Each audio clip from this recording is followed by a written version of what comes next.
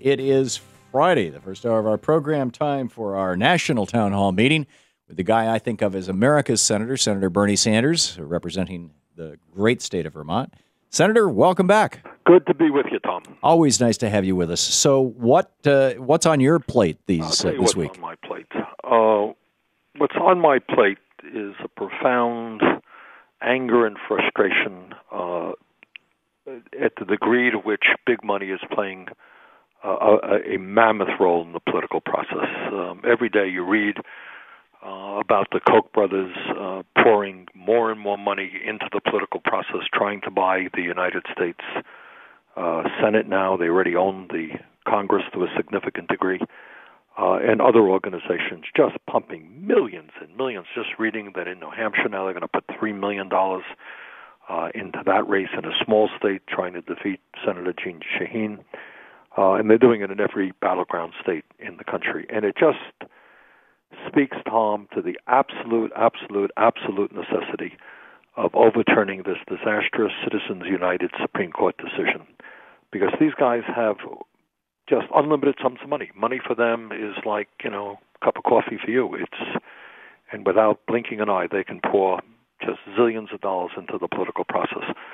And it is very clear that their goal is to not only own the economy, but to own the political process in this country, own the United States Congress, own governor's chairs all over America. And they're well on the way to doing it. And it is a very, very exasperating situation.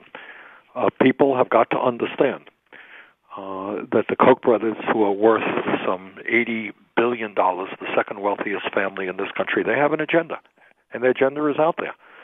David Koch ran for vice president of the United States on the Libertarian Party back in 1980, and his platform was very clear, and that is eliminate Social Security, not cut it, eliminate it, eliminate Medicare, eliminate Medicaid, basically eliminate every federal program that helps working families, the elderly, the children, the sick, the poor, and make, if you're in trouble, if you're unemployed, well, maybe some private charity will help you. If you get cancer when you're 75, well, maybe, some church will help you.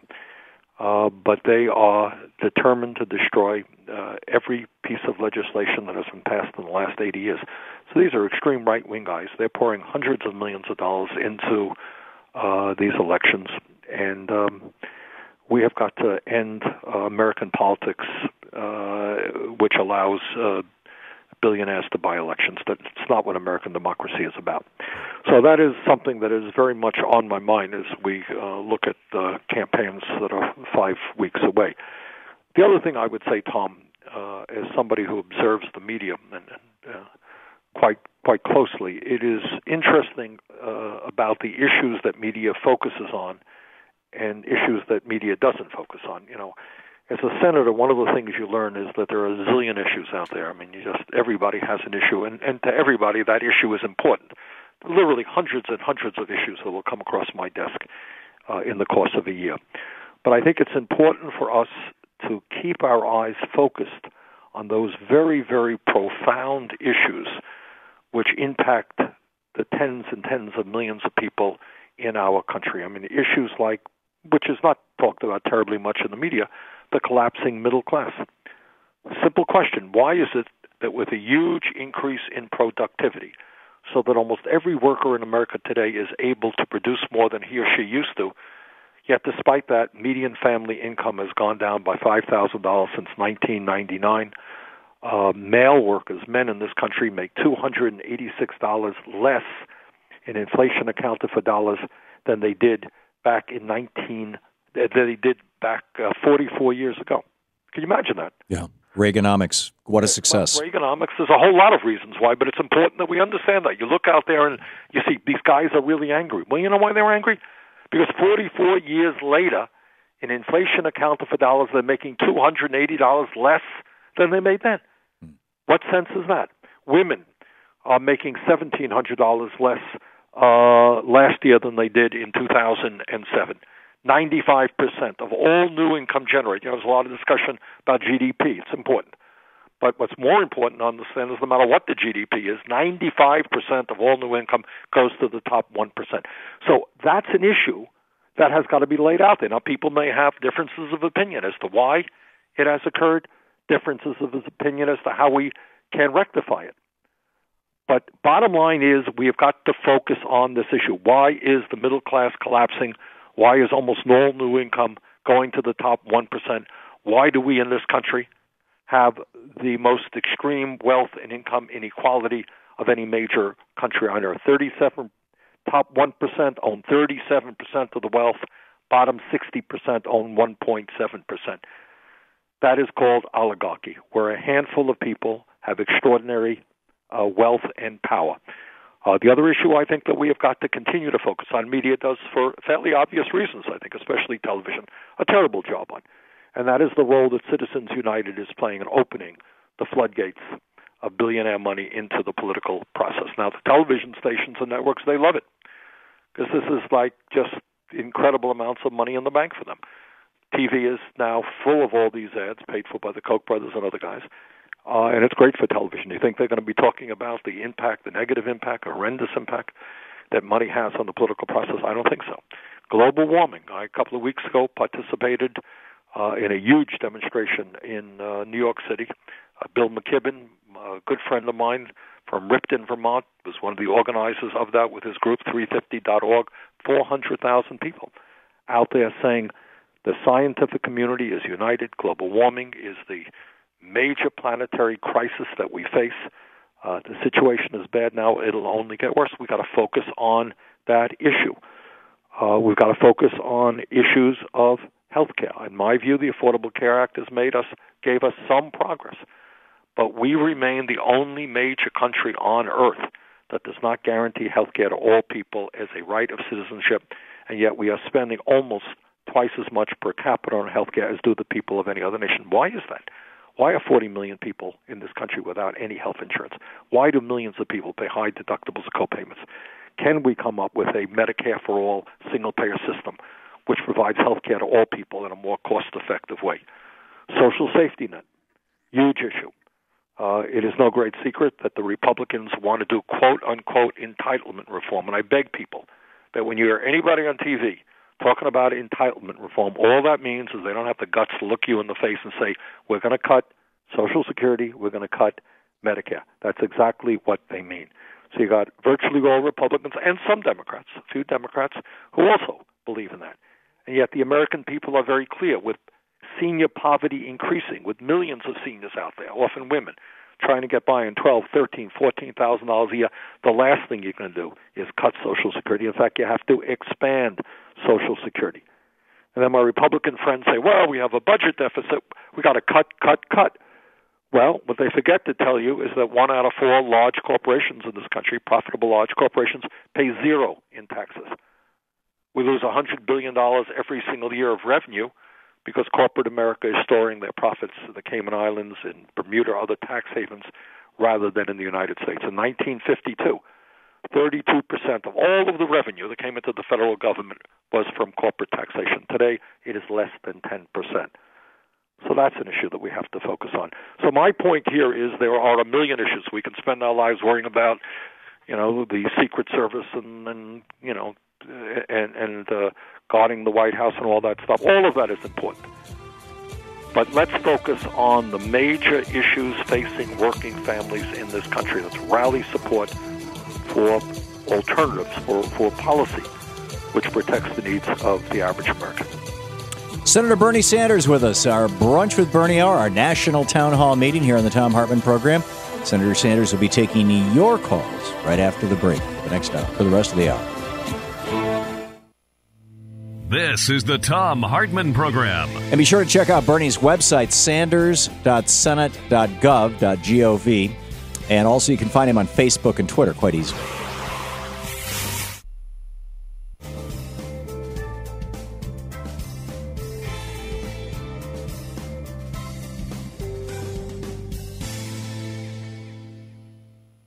And welcome back. Bob, watching Free Speech TV on DirecTV satellite in Arlington. Is that Washington or Virginia? Washington. Washington. Okay, I didn't know there was an Arlington, Washington. I saw it there. I thought it was a typo. Bob, you're on the air with Senator Sanders. Yes, Senator.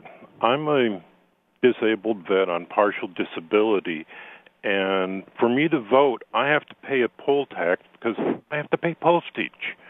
And I just don't have the money. And when Rachel Maddow during the general election showed some of the punitive ballots that the Republicans whipped up that would cost $3 to mail, we shouldn't be paying postage on voting in the first place. Well, I think that, Bob, that's a very, very good point. Voting is what democracy is about, and we should not have to charge people for the privilege of voting. And, of course, you raise one issue, but probably even the deeper issue is the fact that many Republican states around this country, they're working overtime to do everything they can to make it harder for lower-income people to vote, for older people to vote, requiring them to pay money or go long distances to get IDs so that they can come out to vote. My belief, my strong belief, is that we should do everything that we can to facilitate the voting process. There are countries around the world where if you're over their voting age, 18 often, you're automatically registered to vote. Thomas, that's the case in Canada, I think, isn't it? I believe so. I don't. Yeah. And the goal is we want as many people to participate as possible. That's what those of us who believe in democracy, feel. But unfortunately, you got other guys who really don't particularly believe in democracy. Their idea is democracy is keep as many people away as possible who might vote against you, and then take enormous amounts of money for rich people. And that's the way they see democracy. So, Bob, I think you raise a very good point. Patricia in Portage, Wisconsin, watching Free Speech TV on DirecTV. You're on the air with Senator Sanders. Hi, Senator Sanders and Tom. I'm following up on a call I made a couple months ago about relisting our wolves. In Wisconsin, they have killed half our wolves in 2 years and still claim the population is right up there, and they're going after them, and they're killing in contests in Idaho. And I write columns about this for the Capital Times, and it is devastating for all of us to know that our large carnivores and mammals and biodiversity are being destroyed across this country and across this world for trophy killing serial killers who cannot wait to get the rarest animals and mount them on their walls. We need the wolves relisted. Patricia, we have 30 seconds. Let's let the senator answer. Okay, Patricia, I am very sympathetic to what you're saying. I mean, to be attacking endangered species for trophies makes no sense at all. But I have to plead ignorance to the particular situation in Wisconsin, so I don't know enough about it. Okay. We'll be back with, we just have 5 seconds, right? 10 seconds, okay. Well, 10 seconds goes very, very quickly. It does. Indeed it does. Well, you're laughing away here. Yeah. We'll be back with more of Senator Sanders taking your calls here on the Thom Hartmann Program. Be sure to check out Bernie's website at sanders.senate.gov. Stick around. We'll be right back. It's 20 minutes past 9.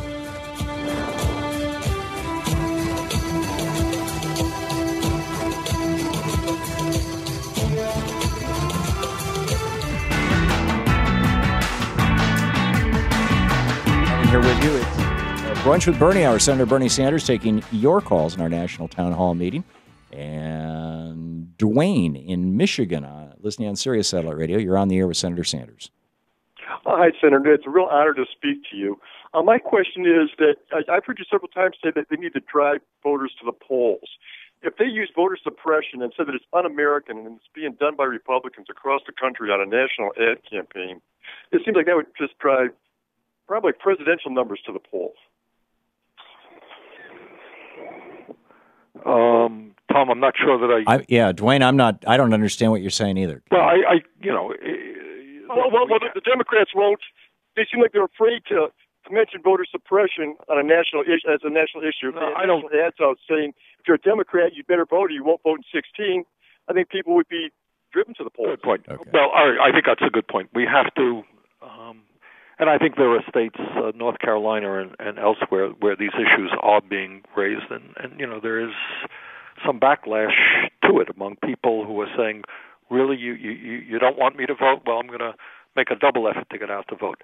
But, Republicans are not stupid, and they have thought these things out, and they understand that if they can make it difficult for lower-income people who are likely to vote against them, for older people who may be voting against them, they see in the long run, despite the bad publicity, that it works to their benefits. But, I have always believed, and I mean this passionately, when I run in elections, I want the voter turnout to be as high as possible. And if I can't defend my views and what I stand for before large numbers of people, well, you know what, then I shouldn't be running.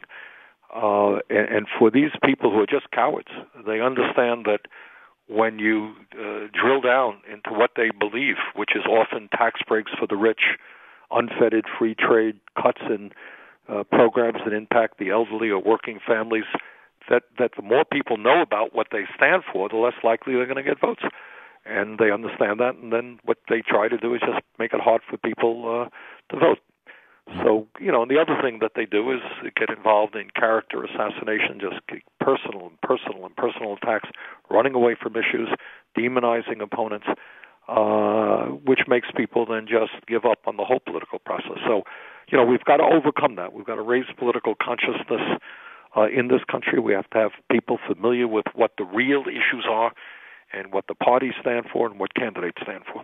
Yeah. I saw a great thing on, it was one of those little Facebook boxes a couple of days ago that said, if America was really a center-right nation, Republicans would not be engaging in voter suppression. They would be encouraging people to get to the polls. Right. And I think that's an excellent point. Paul in South Lyon, Michigan, you're on the air with Senator Sanders. Yeah, thanks, Senator, for standing up for all America. I can vouch for what you were saying. In my state, the Koch brothers and other selfish billionaires are running thousands of ads lying about Gary Peters and Mark Schauer and everybody else. But anyway, if the Republicans control Congress this election and in 2016, it won't matter if you, Hillary, or Roosevelt is president. There will be zero progress. Do you think progressives should continue to nitpick that some Democrats aren't perfect, or should we work to defeat the real enemies of progress, the Republicans? Well, Paul, that's a great question. And I think what ends up happening is that for some reason it is very easy for progressive types to be critical of each other. And, that's fine. And I have been critical of President Obama. I was on the floor for 10 hours in opposition to tax breaks that he gave to people who shouldn't have given it. And that's fine. But I think Paul's point is a very good point, and that is we lose track of the role of the Republican Party. What do they stand for? What role have they been playing in Congress for the last 6 years? And very often, I go on the media and people say, well, shouldn't Obama do more about global warming? Yeah, he should. But you know what? President Obama recognizes the reality of global warming. He has tried to do something. He's done more than anybody else has done. Should he do more? Yeah. But the real issue when you talk about global warming is, if you can believe it, you have a major political party called the Republican Party that not only is not doing anything, they don't even believe the scientific evidence about the reality of global warming. Should Obama do more about creating jobs? Yeah, he should. But you have a Republican Party that time after time after time has done everything that they can to prevent us from investing in rebuilding our crumbling infrastructure and creating millions of jobs. So I think Paul's point is right. And then last and most important point is, if you look at the Republican record of obstructionism, they have made it, almost impossible for the president to be able to get ambassadorships appointed to small countries around the world. I mean, they object to almost everything. So you're having hundreds of filibusters out there which have paralyzed the Congress and made it impossible for us to address the very, very serious problems facing this country. So I think Paul's point is right. People can be critical of anybody they want to be. Be critical of me, fine. Critical of Obama, fine. Elizabeth Warren, fine. But understand what's going on in this country. And now that is that the Koch brothers and others have helped create an extreme right-wing party which is there to represent the wealthy and the powerful and is at war with the middle class and working families of this country. Senator Bernie Sanders with us in our hour-long national town hall meeting here. Brunch with Bernie on the Thom Hartmann Program. We'll be back with your calls, more of your calls for Senator Sanders right after this. You're listening to the Thom Hartmann Program. Call 866-987-THOM. And check out Bernie's website, sanders.senate.gov. You can plug Bernie Sanders into Facebook and Twitter and easily find his Facebook page and his Twitter feed. All kinds of great stuff out there.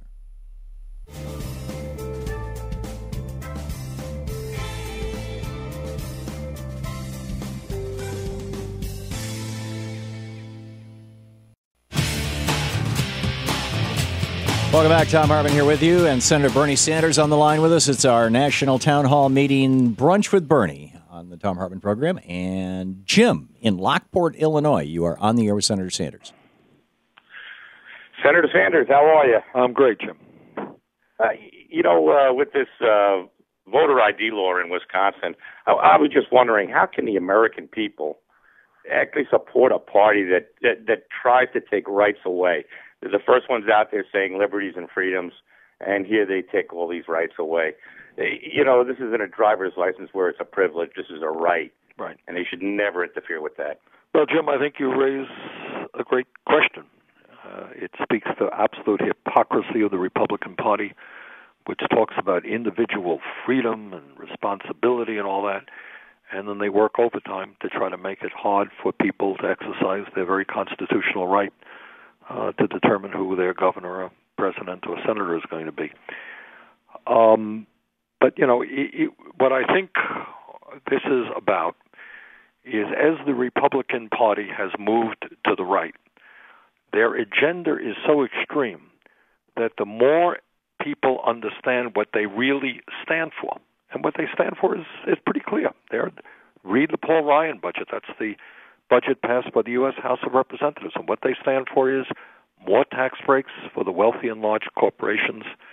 What they stand for is ending Medicare as we know it, converting it into a voucher program. Under Bush, they were hot to trot to privatize Social Security. And I think in the back of many of their minds, that's still where they want to go with that. Massive cuts in Medicaid, massive cuts in food stamps, in education, making it harder for workers to form unions, attacking the Postal Service. That is their agenda. And the more people know about that agenda, the little less support that they're going to get. So the way you win elections is two ways. You make it harder for people to vote, and you go to the Koch brothers and billionaires to buy the elections for you. And you'll note that the ads that the Republicans run have nothing to do with their ideology. You're not going to see, I may be wrong, I don't look at the ads in 50 states, but I will be very surprised if any Republican candidate has an ad that says, vote for me. I want to give more tax breaks for billionaires and millionaires, and I want to cut your Social Security, Medicare, and Medicaid, and I would appreciate your support. That's not what they talk about. That is the Koch brothers' agenda. But that's not what these candidates talk about, because they know nobody supports that. So what they do is engage in these wild personal attacks against people or whatever. But when you have nothing to defend, then your goal is to make it difficult for people to vote. Bob in Raleigh, North Carolina. You're on the air with Senator Sanders. Hello, Tom. Hello, Senator Sanders. Thank you both for your service. And Senator Sanders, thanks for coming to Raleigh a few weeks ago. Yeah, that was a great event. I loved it. Thank you very much, Bob. Great to be there. I was there actually with my wife, so we like to show some Southern hospitality to you. So I'll go to my question, and that is regards to Medicare. And my mother, who was a senior and recently passed away, but during her time before then, there's a clause in Medicare where you have Medicare coverage, full coverage, if you can stay out of the hospital basically for 60 days between admissions. What happened was she could not stay healthy enough between admissions, so that what happened was the first admission, she stayed on that essentially, and there's a clause where you have like 45 days of coverage. I mean, there's normal Medicare coverage and then 45, what they call lifetime days. Then after that, you're on the hook for whatever the cost of the hospitalization is. And I just wanted to ask you the question, is there anything you could do to help change that? And for anybody else out there who may be encountering that, it's a kind of a gotcha that Medicare has in the system. Thank you for your service to both of you guys. Well, Bob, thanks very much for the call. No, that clause makes no sense to me as best as I can understand it. And, what I would say to Bob is that, Bob, we are the only major country on earth that doesn't have a national health care program guaranteeing health care to all of our people. And Medicare is a very popular program, and Medicare does a lot of good things, but it is far from perfect, and we want to strengthen it. And we want to oppose the Republican efforts to weaken it, to raise the eligibility age of Medicare, to cut back on various benefits. So you raise a very good point, and I think that's something we should pay attention to and try to address. Danette in Hinesville, Georgia. You're on the air with Senator Sanders. Hi, Tom, and hi, Senator Sanders. What is the United States policy on preventing people from the West African countries from entry into our country to avoid what we have going on right now with the gentleman in Dallas? And I'll take my answer off the air. Jeanette, that is an excellent question, and I don't have the answer in front of me. I would hope and expect that we would make certain that people are screened who come from any place in the world where there is a dangerous and contagious disease, and I suspect that is the case. But that is a very good question, and I can't give you a definitive answer. But common sense suggests that when you have something like Ebola, which tragically is a very contagious disease, that we want to do everything possible to contain it and not see it spread. Robert in Naples, Florida. You're on the air with Senator Sanders. Robert? Let's try Barbara in Auburn, Washington. You're on the air with Senator Sanders. Good morning. My question for the senator is, how is it that the Republicans have been able to get away with taking votes away? We pay their salary. They use our tax dollar to take our vote away. And everyone who can't vote is either getting welfare, food stamps, Social Security. So the government thinks enough to give them government funds to take care of them. But those IDs aren't good enough to vote. What is wrong with that? Well, what is wrong is it is no secret. I mean, the argument that the Republicans use is voter fraud. Voter fraud. Well, no one believes in voter fraud. Voter fraud, if it occurs, is a very serious problem and should be punished very severely, in my view. But the truth is, there is very, very little voter fraud in this country. Now, interestingly enough, when we talk about this whole business, there is a Republican state called North Dakota that has very liberal and open and inclusive voting rules. It is one of the easiest states to vote in. It's a Republican state. They don't have any problems. I talked to somebody from North Dakota. I said, well, you got wide open, voting here. And do you have any problems? No, they don't have any problems. So what the Republicans have tried to do under the argument that they're trying to prevent voter fraud is make it more difficult for lower-income people to get the identification that they need to vote. That's just the simple reality. Everybody knows it. And, that's what right-wing Republicans do. And it is, as I mentioned several times today, to my mind, it is cowardly and it is an insult to democracy, and it's something that we have got to end. Let's see here. Bob in Bellevue, Washington. You're on the air, Senator Sanders. Hello? Is that Bob in Bellevue? That's you, Bob. You're on the air. Thank you. It's great to talk to you, Senator Sanders. I went to school in the middle 50s, halfway between Burlington and Rutland. But my question was inspired by Bob in Arlington, which is in Snohomish County. I'm in King County. We have statewide in Washington voting by mail. Right. But we also, most counties have ballot drop boxes. And but I'm concerned, why isn't there more publicity for Washington's system, which probably produces the best voter turnout, anywhere in the country? Yeah, Oregon does the same. Bob, that's a great question.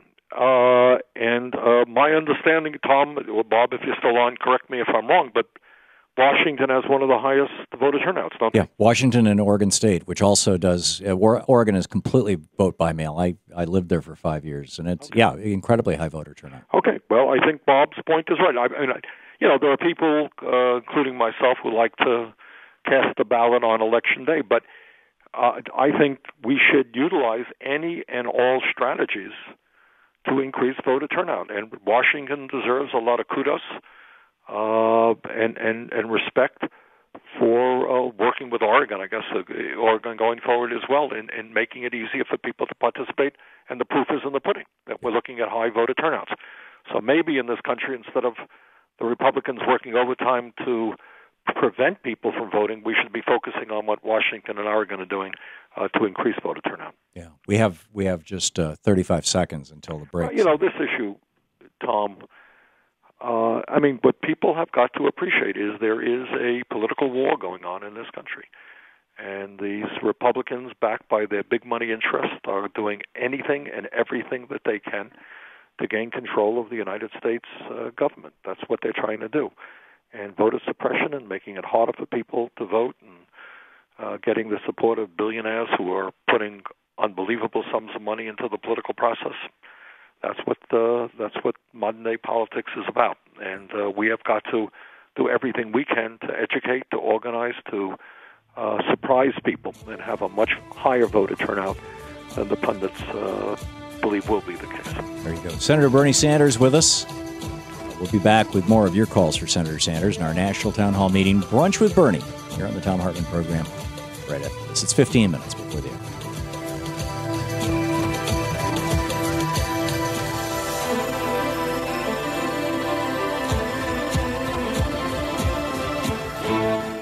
You're listening to the Thom Hartmann Program. Visit ThomHartmann.com for audio and video archives. And you can check out sanders.senate.gov for Bernie's website. Great news aggregation site, all kinds of great stories there. Plus, you can sign up for the Bernie Buzz, his newsletter.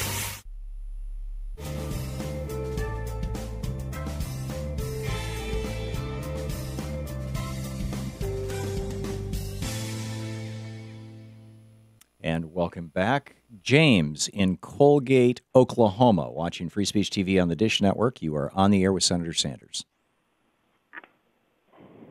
James? Yes, Senator Sanders. Yes. I live in a Republican state. Hate it, but I'm a veteran and 80% service connected. I draw $1,652 a month, and I get a small royalty check. Well, the Affordable Care Act came along, and they want $400. I'm a veteran, and I'm covered through the veterans,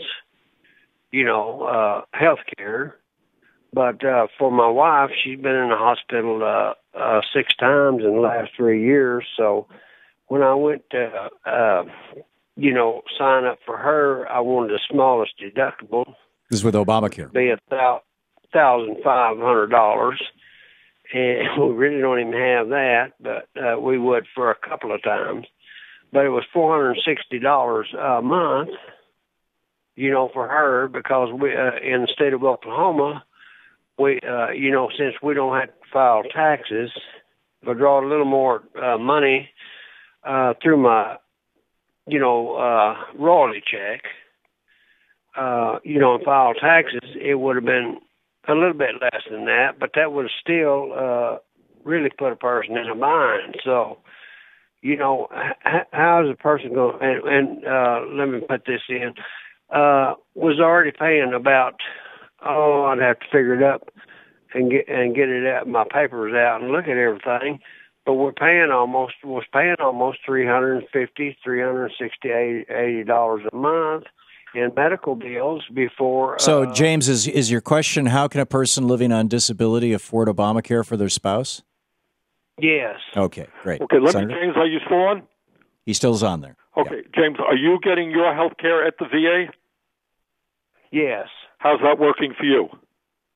Well, it's working, I can't complain. There have been a lot of complaints about it, but I'm glad to have it. Good. So it's working. I'm really glad to have it. Okay. Well, I think James raises an issue that others this afternoon have raised as well, and that is that we have a healthcare system which is totally inadequate in virtually every major country on earth. The problems that James just articulated would not be the case. People go to the doctor. It is publicly funded, and they get the care that they need, often without any out-of-pocket expense as well. So I think what James is raising is the fundamental philosophical issue. Should health care be a right R-I-G-H-T, of all Americans, or should it not be? And if it's a right, then people people who don't have a whole lot of money, like James, should not be asked to come up for hundreds and hundreds of dollars a month to take care of his wife. That's wrong. And the bottom line here is everybody has got to understand this, that our healthcare system not only has 40 million people who are uninsured, but many families like James that are underinsured, and yet we end up spending per person almost twice as much per capita on healthcare as other nations. We can do a lot better than that. We'll be back with more of your questions for Senator Sanders right after this.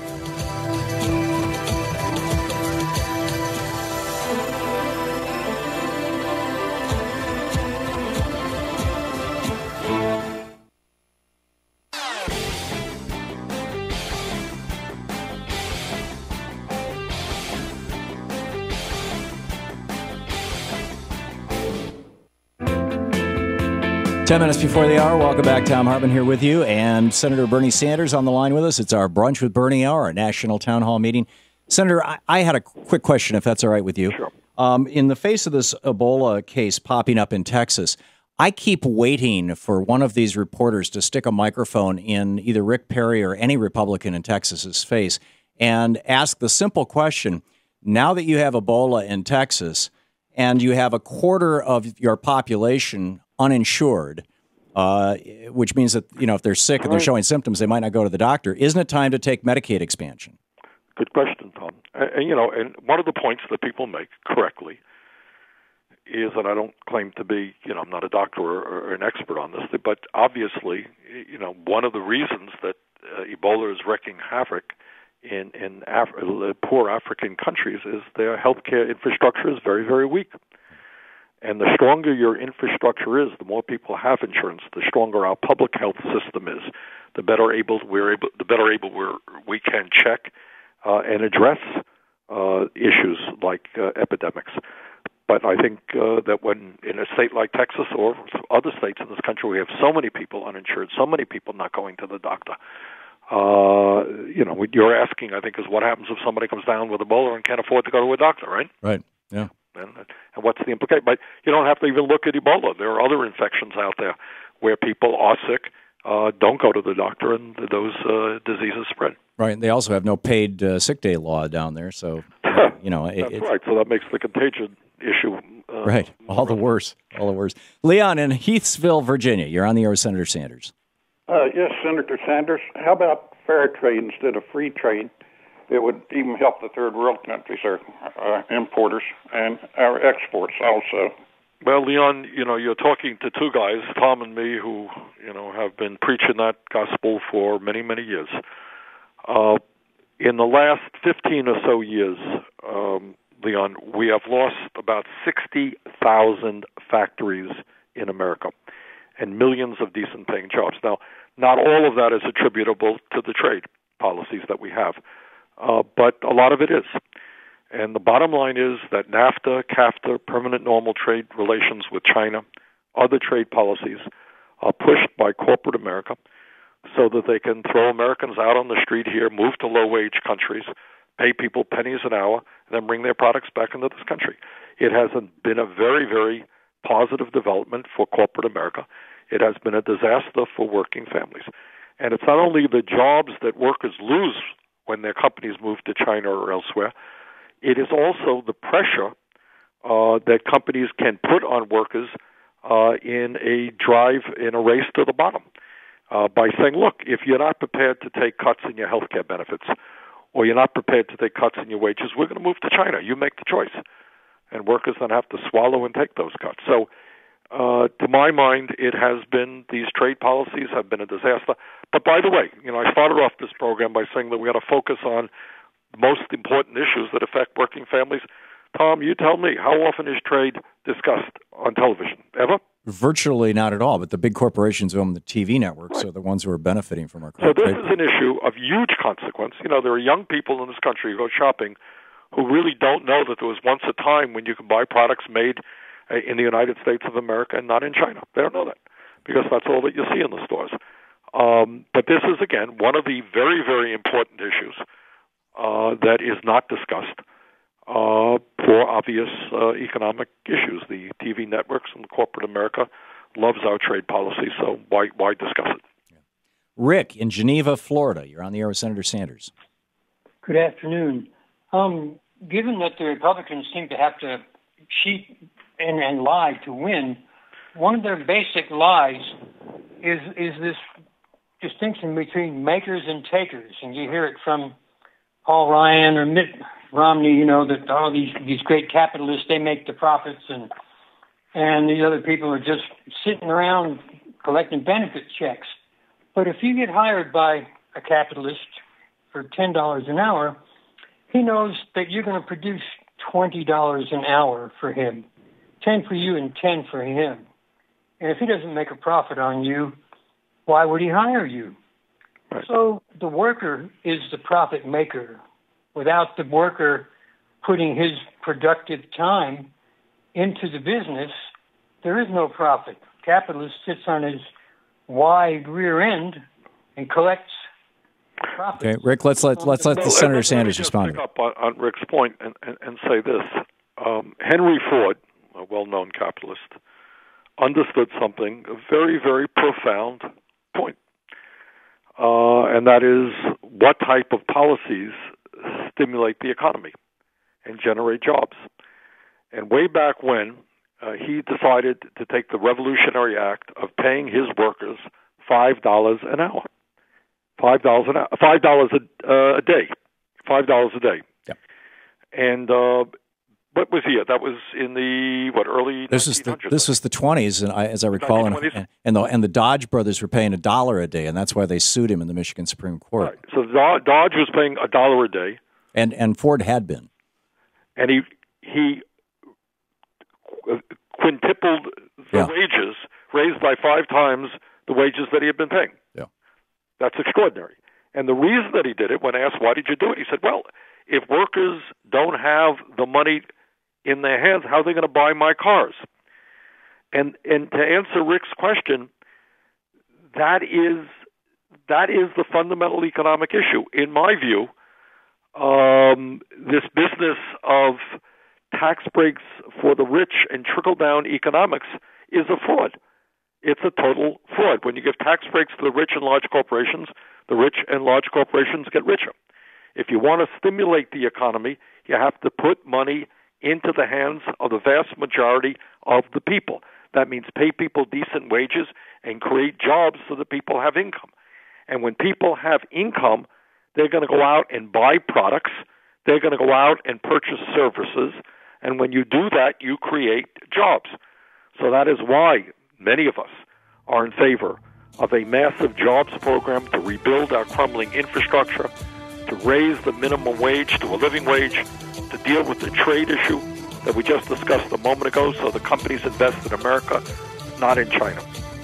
Senator, thanks so much for being with us today. My pleasure. And be sure to check out Bernie's website, sanders.senate.gov.